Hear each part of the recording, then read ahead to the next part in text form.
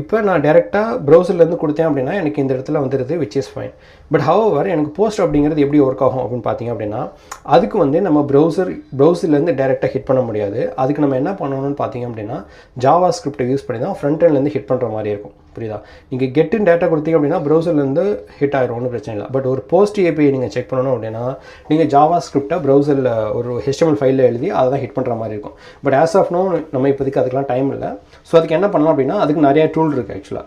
இதுக்கு பேர் தான் வந்து பார்த்தீங்க அப்படின்னா REST API டூல்னு சொல்லுவாங்க ஆக்சுவலாக. ஓகேவா? REST API tools, REST API testing tools வச்சுப்போம் ஆக்சுவலாக, அதான் கரெக்டாக நேம்.